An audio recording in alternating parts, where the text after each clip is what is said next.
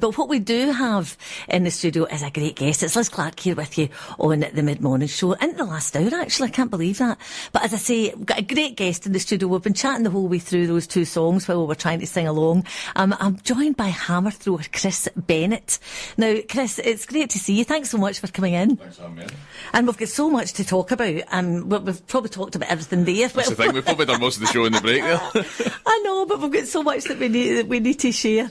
Because just talk a bit about your career. You were competing in the Commonwealth Games in the summer. What about that, and what have you been up to since? It was it was great going to Commonwealth Games and such. Maybe the whole experience was great for me, but maybe I didn't do how I wanted to at the back of the Commonwealth Games. I think I went in with high hopes. I was ranked second going into it, and I actually finished 10th. So for me, it was a bit of a disaster. I'm not going to lie. Going to Australia was great, but I can imagine. But not coming back with a medal was, kind of heartbreaking. So the first 5 weeks of Australia was great. The last kind of 7 days of Australia weren't they great, if I mean. So it was quite hard. And then I came back from Australia and kind of thought I'll get myself back on track after that. And then I had a knee injury that I couldn't really do much over the summer, so struggled quite a bit through the summer with that. So I kept it quite secret as well. So it's been a pretty tough summer, but if it wasn't tough, you wouldn't do it. Exactly. That's the exact point. And we talk a lot about that here on RockSport Radio, about the whole thing with you athletes, the life that you lead and the preparation that you do, and the lead up to these big events. It's a massive lead up. I guess we're in a different sport where away from kind of football and rugby, if you have a bad day, the next week you're out for another competition. We have a bad kind of Commonwealth Games or bad Olympics, then we've got to wait 4 years to fix that. So that's the whole point, isn't it? A lot of 4 years for that to fester away, but then it also works in a kind of, with me it works a different way. It's fuel for the fire for the rest of for the next 4 years to kind of keep me going for training. It would be nice if things went better. If I come back with a nice medal for Gold Coast, but I think and look at it and say, was I retired after that, or would I have went on to do this, or would I have went on to do that? And it happened in Glasgow. I messed up Glasgow and had a really tough time before Glasgow. Kind of lost my dad in 2012, lost my coach in 2013, so it was a really kind of tough 2 years into the lead up to that, and I finished dead last in Glasgow. And again, I went in with these high hopes of having a medal, and I remember leaving the stadium at Hampden in tears.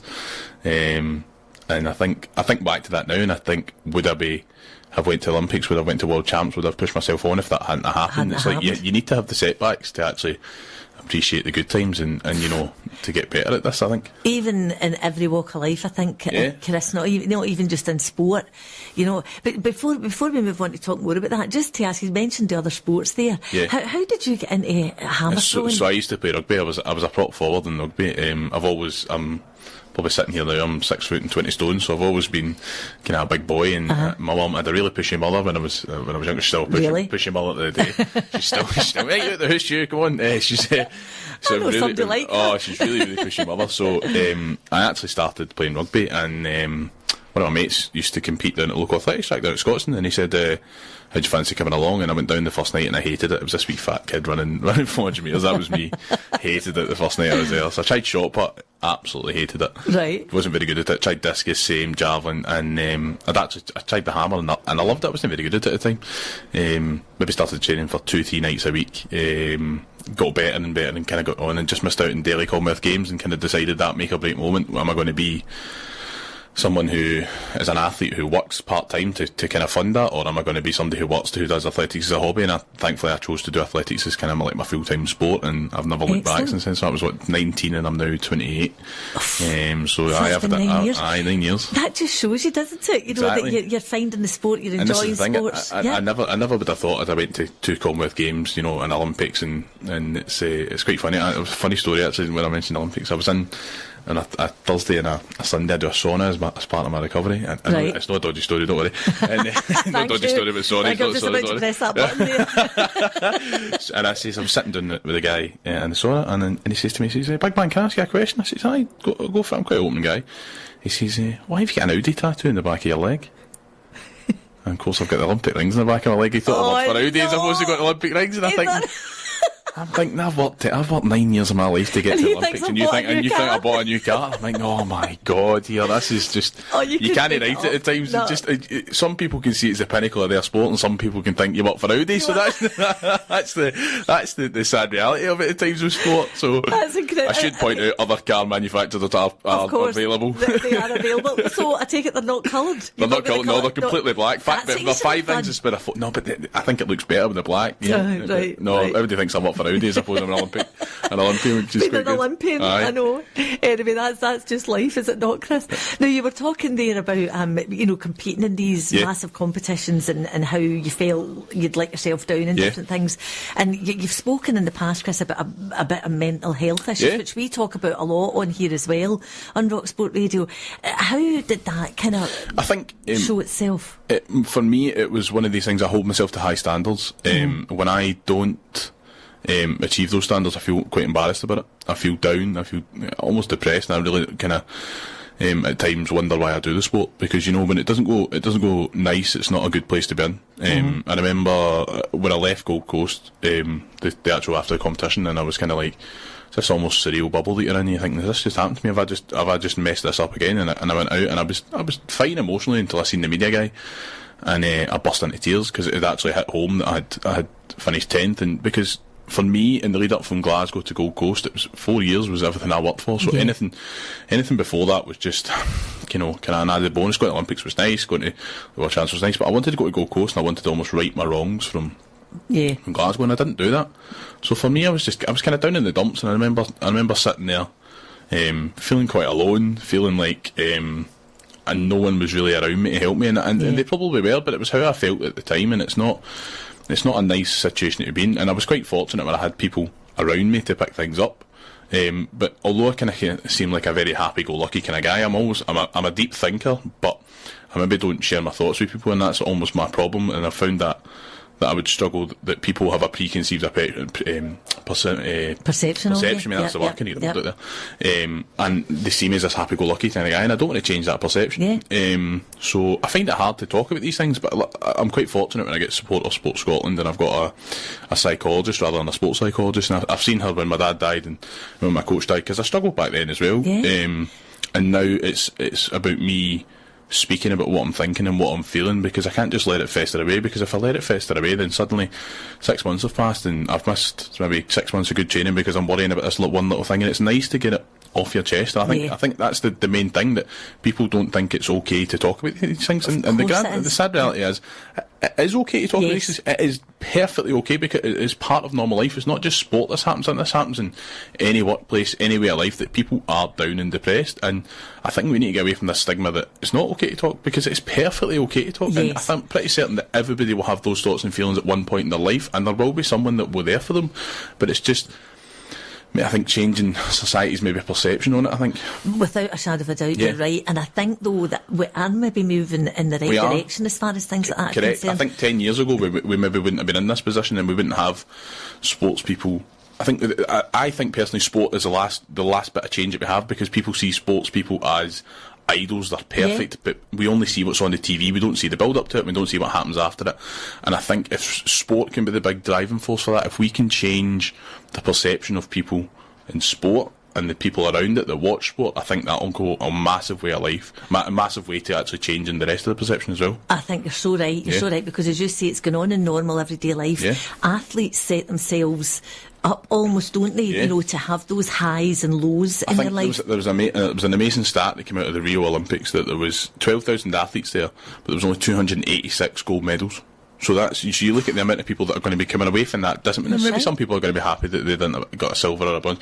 There's so many athletes there who are setting themselves up for perfection and failing, and I think we've got to understand that failing is okay. Failing is almost better than winning, and I know that sounds really, really weird, but you learn more from failing than you do from winning. I think you appreciate the wins more. That's a lesson for life, actually, even within sport. And you look at guys now, even like Andy Murray, for example, even in success, the emotion that must be involved in an athlete's body to go through everything they go through. So it's good to see him expressing his feelings. I remember watching Andy Murray, I think it was 2012, when he just lost the Wimbledon final, and everybody had this perception of him that he was this stern Scotsman sportsman, no personality, quite drab, and and then suddenly he starts crying on TV. All this emotion comes out, and everybody's and the public perception of him actually changed. And you look at that.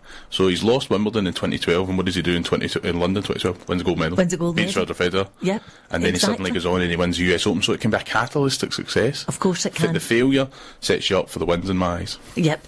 You're so right, Chris, and as you say, even just the very fact that we're able to talk about it, and there's tons I want to talk about with you as well, but we'll be right back after this with Chris. Love music, live sport with Liz Clarke on RockSport Radio. Rod Stewart featuring Bridget Carey and Didn't I? We enjoyed that, didn't we, Chris? That was quite good. I was almost singing along, but I hope the mic was off and I was singing along there. I know, you'd have got to shut down. But anyway, it was great having that chat with you about everything, and as we were discussing there, the whole mental health issue. You've had an issue with funding as well, haven't you? So I lost my place on the British Athletics World Class programme. In my eyes, rightly so. I didn't perform last year, and I think this is where a lot of athletes trip themselves up. They're quick to blame other people as opposed to having a look in the mirror. If athletes had a look in the mirror at what they do in their own house and not what other people do, then I think sport would be a lot better.